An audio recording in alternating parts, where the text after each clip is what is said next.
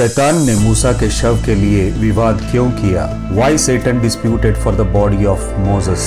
हम देखते हैं यहूदा के पहले अध्याय वचन 9 में यूं लिखा है, परंतु प्रधान स्वर्गदूत मिकाएल ने जब शैतान से मूसा के शव के विषय में वाद विवाद किया तो उसको बुरा भला कह के दोष लगाने का साहस न किया, पर यह कहा, प्रभु तुझे डांटे। यहां हमें देखने मिलता है कि शैतान मूसा के शव के लिए प्रधान स्वर्गदूत मिकाएल से बहस कर रहा है। तो आइए हम देखते हैं कि मूसा का मृत्यु कैसे हुआ, मूसा का कब्र कहाँ है और शैतान ने मूसा के शव के लिए क्यों वाद विवाद किया।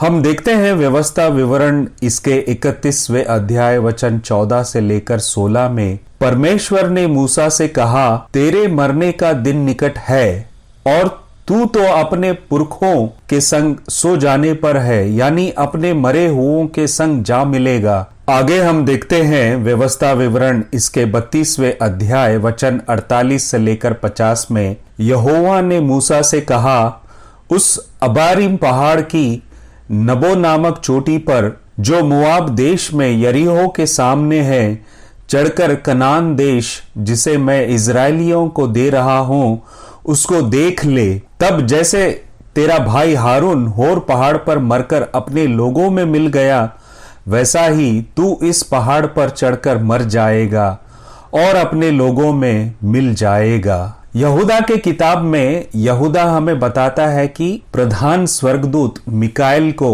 मूसा के शरीर की देखभाल करने के लिए परमेश्वर द्वारा भेजा गया था, जिसे परमेश्वर ने स्वयं मूसा की मृत्यु के बाद दफनाया था। व्यवस्था विवरण इसके 34वें अध्याय वचन 1 से लेकर 8 में मूसा के मृत्यु का वर्णन किया है। परमेश्वर ने उसे नबो पर्वत की चोटी से दूर कनान देश को देखने की अनुमति दी।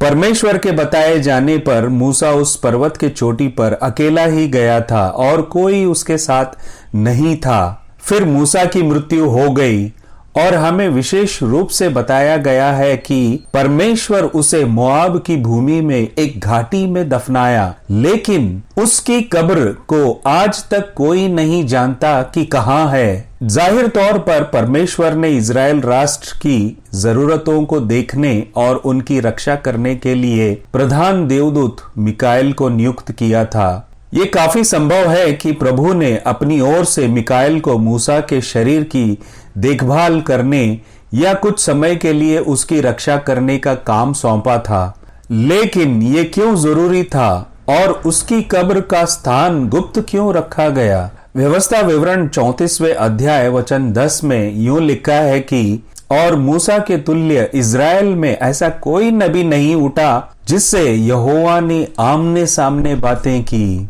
इस्राएलियों ने मूसा के महान कार्यों को देखा था और जब मूसा परमेश्वर के साथ 40 दिन सिनै पर्वत पर रहकर नीचे आया तो उसके चेहरे से किरणें निकल रही थी, यानी मूसा का चेहरा चमकने लगा था। ये अच्छी तरह से स्थापित है कि मूसा विशेष रूप से अपने नेतृत्व और जीवन के अंत में इज़राइल राष्ट्र के प्रिय थे, क्योंकि मूसा एक महान नबी यानी प्रोफेट थे। मूसा के मरने का प्रभाव इतना गहरा था कि इज़राइलियों को शोक मनाने में पूरा 1 महीना लगा। मूसा एकमात्र व्यक्ति थे जिसे परमेश्वर ने व्यक्तिगत रूप से दफनाया था, लेकिन उनका दफन स्थान कहाँ है ये आज तक कोई नहीं जानता, क्योंकि शैतान को मूसा के शरीर में रुचि थी। उसकी दिलचस्पी इसलिए थी क्योंकि जैसा कि वो बाकी सभी चीजों के साथ करता है, वो इसका उपयोग परमेश्वर के लोगों को मूर्ति पूजा की ओर ले जाने के लिए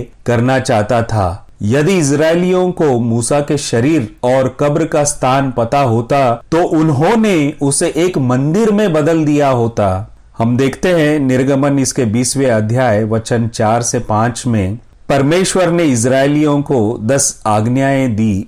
उसमें एक आज्ञा ये है कि तू अपने लिए कोई मूर्ति खोद कर न बनाना, न किसी की प्रतिमा बनाना जो आकाश में और पृथ्वी पर या पृथ्वी के जल में है। तू उनको दंडवत न करना और न उनकी उपासना करना।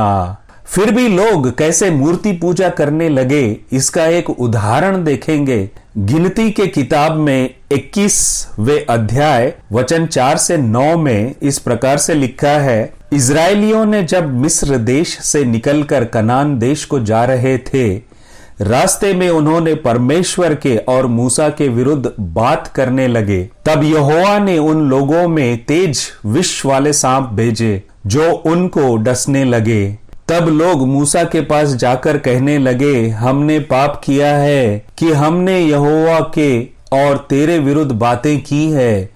यहोवा से प्रार्थना कर कि वो सांपों को हमसे दूर करे। तब मूसा ने उनके लिए प्रार्थना की। यहोवा ने मूसा से कहा, एक तेज विष वाले सांप की प्रतिमा बनाकर खंबे पर लटका। तब जो सांप से डसा हुआ उसको देख ले, वो जीवित बचेगा। समय के साथ लोगों ने इस प्रतीकात्मक अर्थ को खो दिया और सांप को ही उपचार शक्ति का आसन माना और उन्होंने इसे पूजा की वस्तु बना दिया और उसके सामने धूप जलाना शुरू कर दिया। लोग सांप की प्रतिमा को पूजने लगे। तब तक पूज रहे थे जब हिजकिय्याह राजा ने उसे तोड़कर चूर चूर कर दिया। ये हम देखते हैं दूसरे राजाओं के 18वें अध्याय वचन 4 में। उसने पहाड़ी पूजा स्थान हटा दिए, पूजा स्तंभों को तोड़ा, अशेरा देवी के खूंटे काट डाले और मूसा द्वारा बनाया हुआ कांसे का सांप टुकड़े टुकड़े कर डाला, क्योंकि इजरायली उस समय तक उसके सामने धूप जलाते थे और उसने उसका नाम नहुश्तान रखा। तो यहां पे हमें साफ तौर पर नजर आता है कि इजरायलियों ने किस प्रकार से तुरंत जो प्रतीकात्मक रूप से जो चिन्ह दिया था उसी को पूजने लगे। और आगे हम देखते हैं निर्गमन के 23वें अध्याय वचन 20 में मूसा ने इस प्रकार से कहा इजरायलियों को कि प्रभु परमेश्वर तुम्हारे भाइयों में से तुम्हारे लिए मुझसा एक भविष्यद्वक्ता उठाएगा, जो कुछ वो तुमसे कहे उसकी सुनना।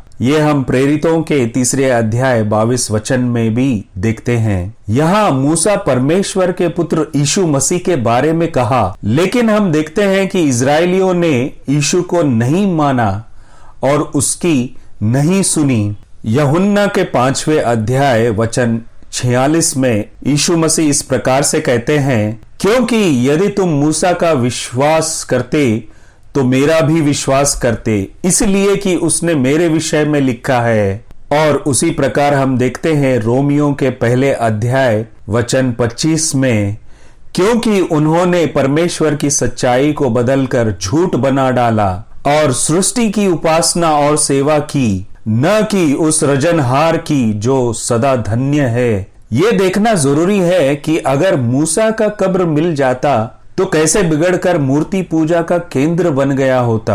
ऐसा समझ में आता है कि शैतान ने मूसा का शव अपने लिए प्राप्त करने का प्रयास किया, या फिर कम से कम ये पता लगाने का प्रयास किया कि उसे कहां दफनाया गया था।